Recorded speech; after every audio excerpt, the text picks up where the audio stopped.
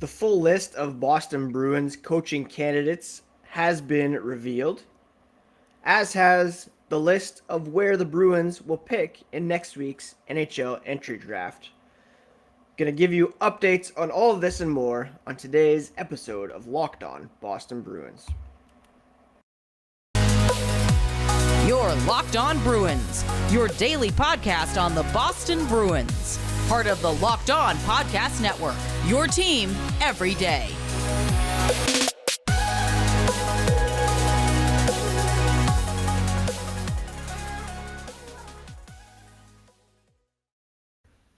What is up, Bruins fans, and welcome back to the Locked On Boston Bruins podcast. I'm your host, Ian McLaren, and this is a daily show where we discuss all things Spoke B, as well as take a look around the NHL. Today is Thursday, June 30th, and I want to thank you so much for making Locked On Bruins part of your day. The podcast is free and available on all platforms, as well as on YouTube, so please open up your podcast app, go to YouTube, Locked On Boston Bruins, and hit subscribe so that you never miss a thing. The video portion of the podcast, you get a look into my home office, see Bessie from time to time. I'm sure there'll be a kid running in and around here every once in a while now that summer break has started, but you'll also get some bonus content that will not be in the podcast feed in the form of quick breaking news videos. You can follow the podcast on Twitter and Instagram at Locked NHL Bruins. And you can find me, my dad jokes, hockey tweets at Ian C. McLaren. I'm a lifelong Bruins fan. I've been covering this team formally for various outlets for 17 years. And it appears as though we are on the verge of a brand new head coach for the Boston Bruins. And the list of candidates is believed to be up to 7, including 2 that are kind of not off the board, but hadn't been talked about as much. Now, over the weekend, we learned that David Quinn had met with ownership, kind of signaling that he was the front runner for this position. The longer this goes on, where there's no formal announcement, the more I'm convinced it could be more of an inspiring head coach decision, or somebody that's a bit, off the table that Don Sweeney is advocating for. I firmly believe that it was Cam Neely, the Jacobs family, that pushed for Bruce Cassidy to be removed. And I do believe that Don Sweeney doesn't necessarily just want to settle for the safe choice in a guy like David Quinn, who coached locally at the NCAA level, has a relationship with Charlie McAvoy, coached the New York Rangers, coached the U.S. national team. I, for one, have said that I don't see where all the disdain for Quinn is coming from. I'm willing to give him a shot, but it might not be the most inspired choice. It wouldn't be the least inspired choice either. I think Joe Sacco would fit in that category. He's been an assistant for years. Wouldn't be much of a change. So there were 5 names that we knew were in the mix. Quinn, I've already mentioned. Sacco, former Dallas Stars head coach Jim Montgomery, Jay Leach, who was coach in Providence before jumping to an assistant position with the Seattle Kraken, and then Spencer Carbery, who is an assistant for the Toronto Maple Leafs. Matt Porter of the Boston Globe confirmed that 2 names not previously known have been added to that list, and that would be Pittsburgh Penguins assistant Mike Vellucci and Greg Cronin, coach of the AHL's Colorado Eagles. They are among this group of 7 finalists. Now, ideally, the Bruins would have a coach in place before the NHL draft, which begins next week, July 7th in Montreal. Start of free agency a week after the 13th. Sweeney has said NHL head coach experience wouldn't be necessary in terms of credentials. Quinn, Montgomery, and Sacco have coached at the NHL level in the past. Some others have risen as high as assistant coach, including Vellucci. He spent the past 2 years as an assistant under Mike Sullivan in Pittsburgh. He primarily works with the team's forwards and the penalty kill. He joined the organization in 2019 as general manager and head coach of their AHL affiliate in Wilkes-Barre, Scranton. He was in the Carolina organization before that, spending about 5 years as assistant general manager and director of hockey operations. And he also coached the AHL's Charlotte Checkers to a Calder Cup win in 2019, where he was the AHL Coach of the Year. He was a defenseman drafted by the Oilers back in 1984. Only played a couple games with Hartford. He was with another Whalers organization later on, GM coach of the OHL's Plymouth Whalers, won a championship in 2007, coach of the year in 2013, and he was there when Tyler Seguin was selected second overall by the Bruins as well. So he has a very good resume. The only thing left to accomplish is to become a head coach at the NHL level. Cronin, he spent the past 4 years with Colorado's top affiliate. He was an assistant with the Islanders as well as the Maple Leafs in the past. He was the head coach at Northeastern, making one NCAA tournament appearance in 2009. He has earned a reputation as a fiery leader, according to Matt Porter. In 2005, athletic director Dave O'Brien told the Globe that Northeastern athletic director Dave O'Brien said he had grit and determination. If you look real closely, those aren't even his teeth. If you look even closer, those probably aren't his joints as well. There was a report as well that Minnesota Duluth head coach Scott Sandelin interviewed for the Bruins job. Bruins could be speaking to Tampa Bay assistants Jeff Halpern and Derek Lalonde. Boston, of course, is one of 3 teams with an open head coaching job, including Detroit and Winnipeg. So it seems as though this group of 7 is the finalists. Quinn, Montgomery, Leach, Sacco, Carbery, Vellucci, and Cronin.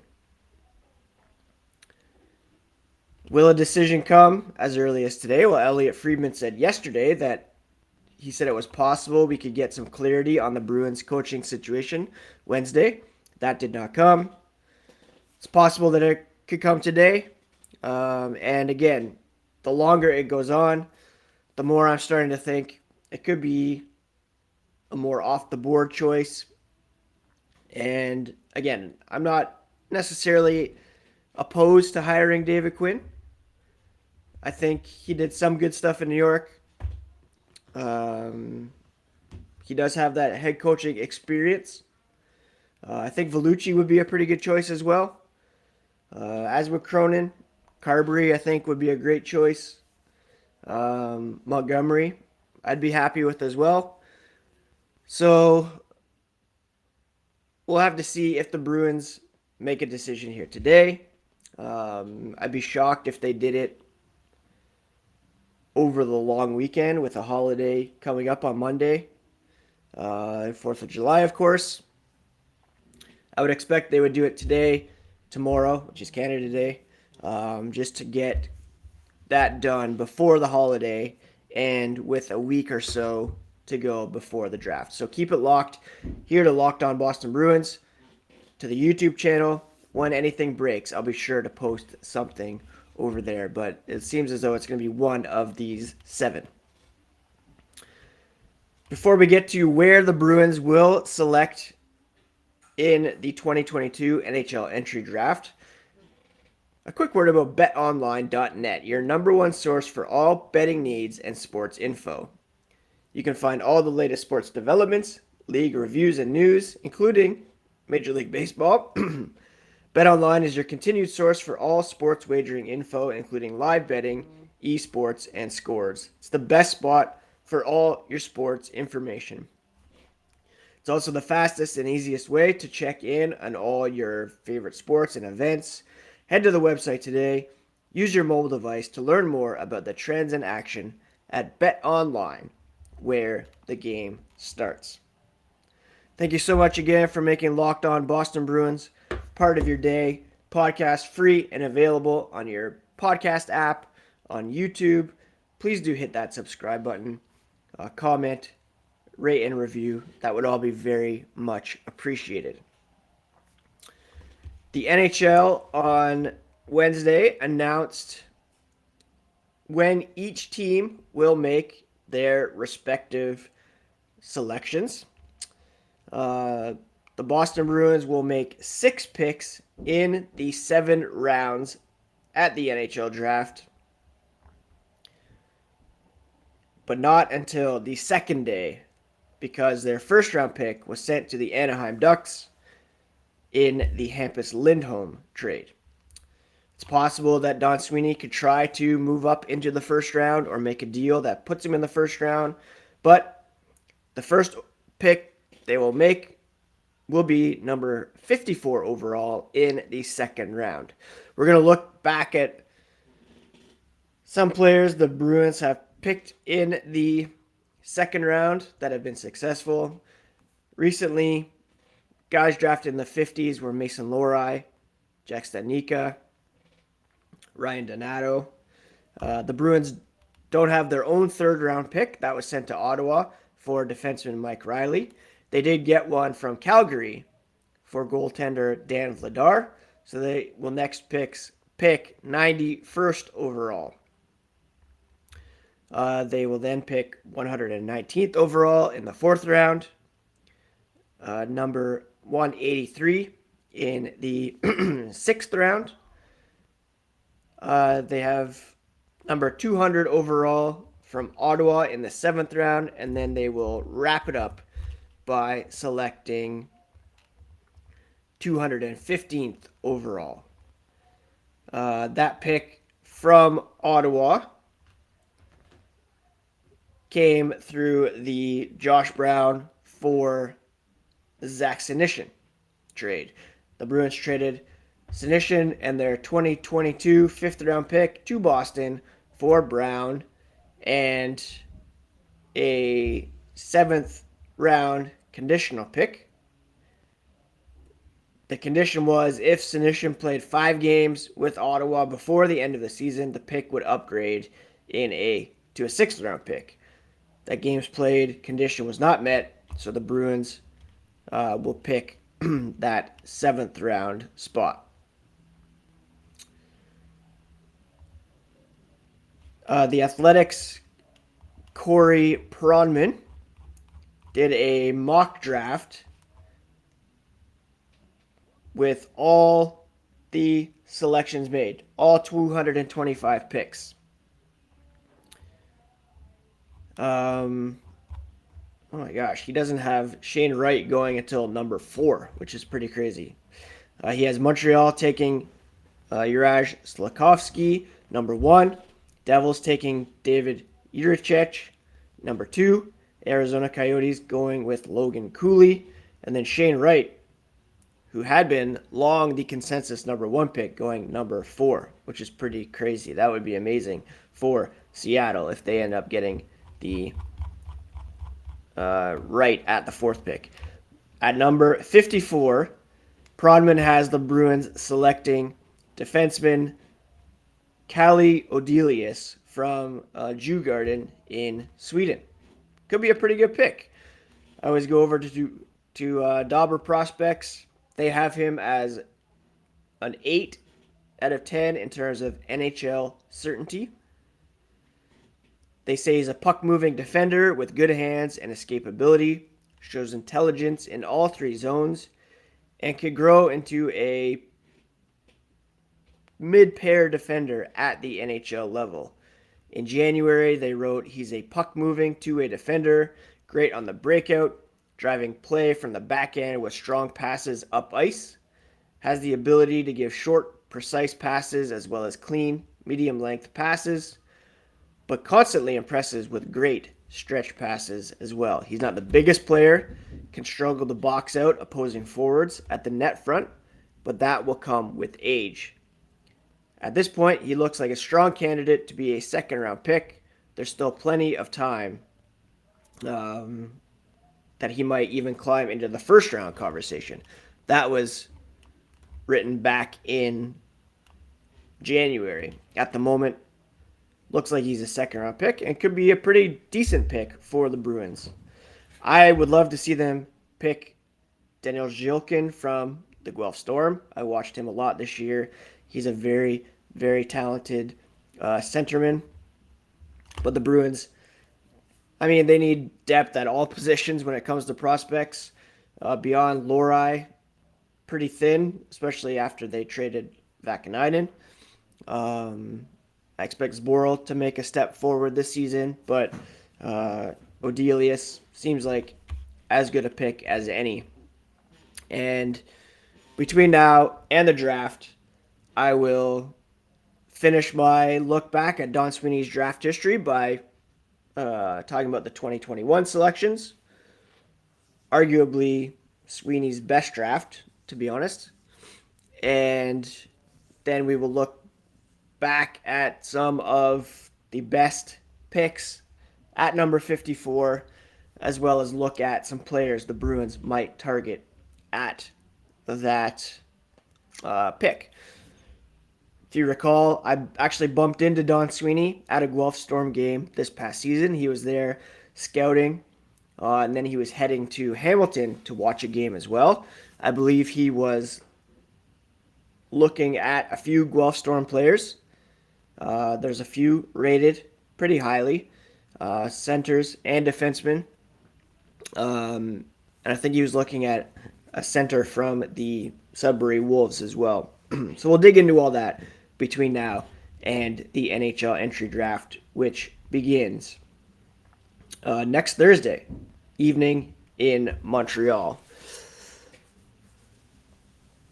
I want to thank you so much again, friends, for making Locked On Bruins part of your day. I really do appreciate all the downloads, listens, clicks, support, all the follows on social media. I want to implore you right now to subscribe to the Locked On Boston Bruins YouTube channel. Search up Locked On Boston Bruins on YouTube.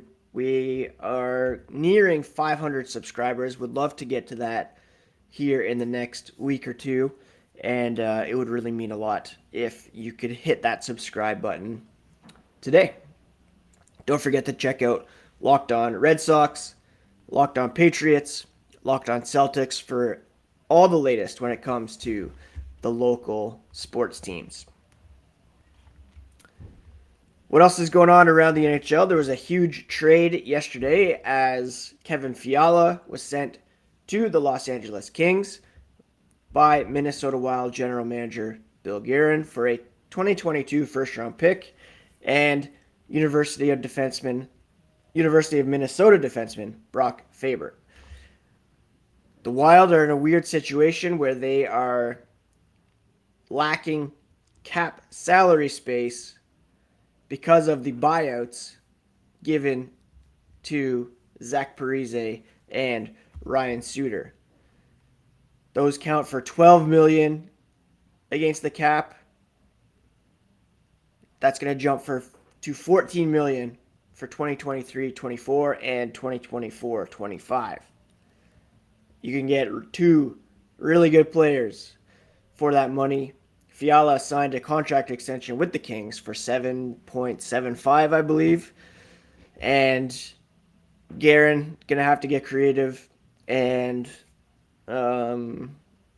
get some younger guys on entry-level deals who can play well for this team in order to succeed.